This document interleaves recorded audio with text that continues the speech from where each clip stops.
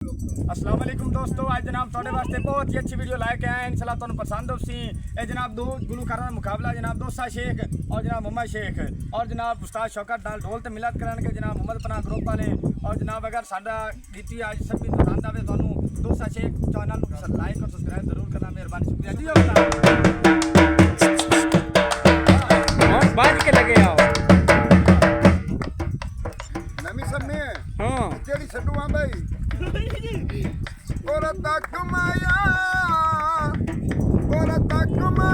तेरा शान निकाला घट में और तक माया तेरा शान नहीं जाना घट में